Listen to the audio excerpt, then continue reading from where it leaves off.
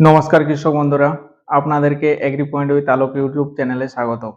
তো আজকের টপিকটা হচ্ছে বর্ষাতে ফুলকপির চাষ নিয়ে।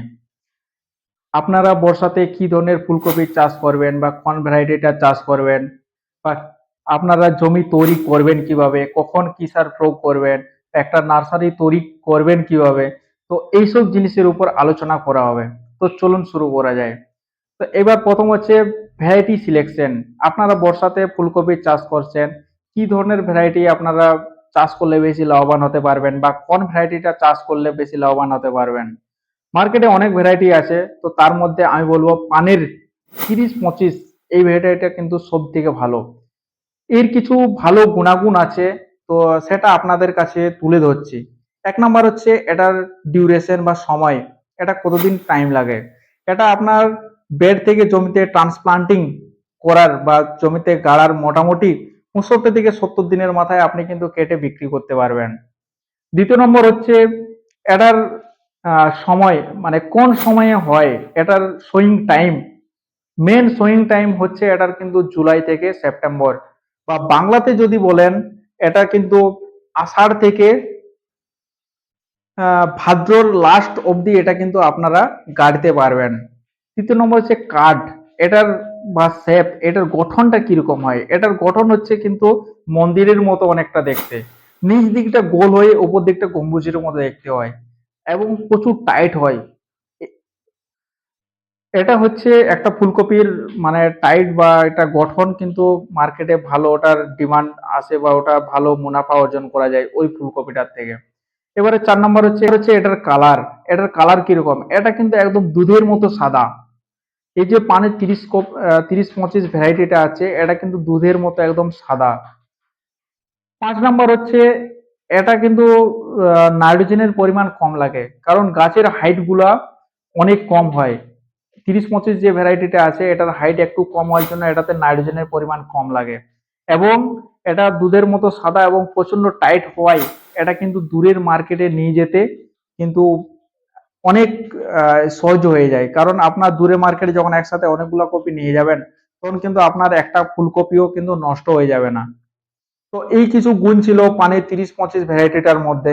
এবার আসি জমি প্রিপারেশন বা ল্যান্ড প্রিপারেশন। আপনি জমিটা তৈরি করবেন কিভাবে, বা একটা কি ধরনের জমি সিলেকশন করবেন, কখন কি সার প্রয়োগ করবেন।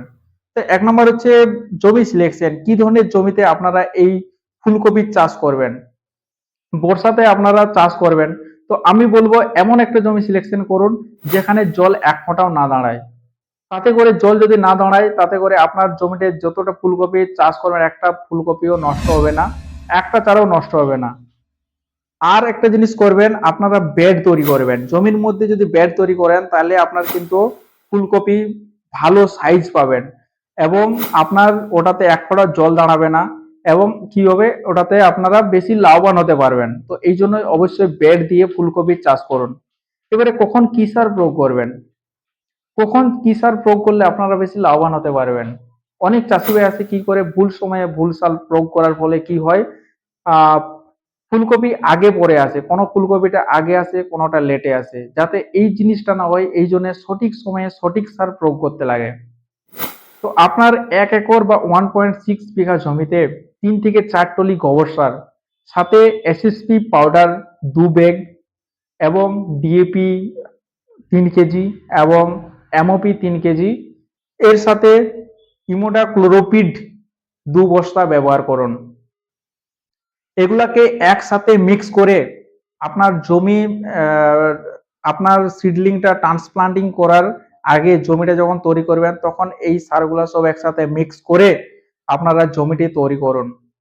এটা আপনার 1 একর বা 1.6 বিঘা জমিতে এই যে আপনার কোয়ান্টিটিটা বললাম এটা একসাথে সব সারগুলা মিক্স করে এটাতে প্রয়োগ করুন, তাহলে আপনার ভালো লাভবান হতে পারবেন।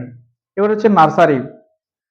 তো একটা ফুলকপির বা একটা যে কোনো ভ্যারাইটির যে কোনো সবজি আপনার সব থেকে ভালো লাভবান হতে পারবেন কি করে, আপনি যদি একটা সুস্থ সবল যদি চারা তৈরি করতে পারেন।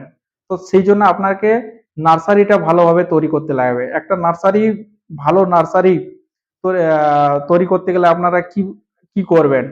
একটা নার্সারি যখন তৈরি করবেন তখন দেখবেন অবশ্যই মার্কেটে একটা সাদা প্লাস্টিক পাওয়া যায়, প্লাস্টিকের ছাউনি দিয়ে নার্সারিটা তৈরি করুন। নিচে আমি বলবো আপনারা এতদিন তো মাটির মধ্যে বেড তৈরি করেছেন, এইবারে প্লাস্টিকের একটা ট্রে পাওয়া যায়, তার মধ্যে আপনারা আমি বলবো ভার্মি কম্পোস্ট এবং কোকোপিট দিয়ে আপনারা সিড সোয়িং করুন। তাতে করে কি হবে, আপনার মানে একটা বীজও নষ্ট হবে না এবং সুস্থ সবল চারা তৈরি করতে পারবেন। তো এটা তৈরি করার সময় ভার্মি কম্পোস্ট এবং কোকোপিট দিয়ে যখন তৈরি করবেন বা মাটির মধ্যে মাটিটা যখন তৈরি করবেন তখন অবশ্যই একটা ফাঙ্গিসাইড আপনারা ব্যবহার করবেন, যাতে আপনার বীজের মধ্যে বা আপনার চারার মধ্যে ফাঙ্গাস যাতে না আক্রমণ হয়। ফাঙ্গাসের হাত থেকে রক্ষা করার জন্য একটা ফাঙ্গিসাইড স্প্রে করবেন।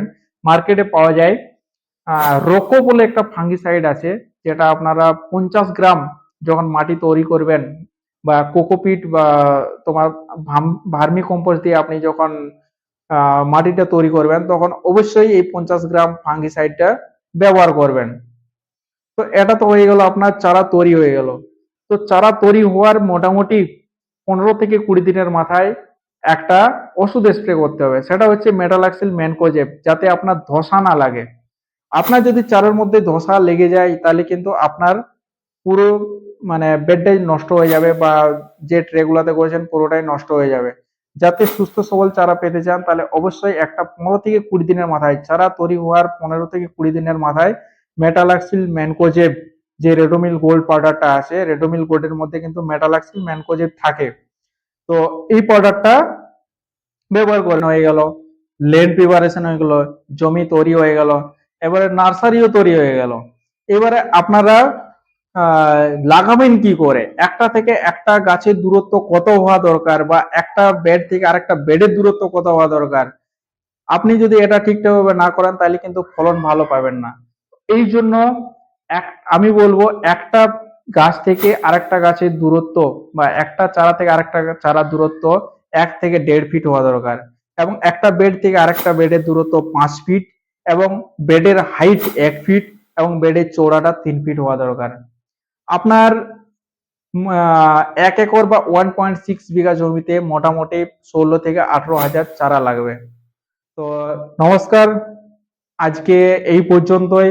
যদি ভিডিওটা ভালো লেগে থাকে বা এই ধরনের ভিডিও দেখতে চাইলে অবশ্যই চ্যানেলটাকে লাইক করুন, কমেন্ট করুন এবং সাবস্ক্রাইব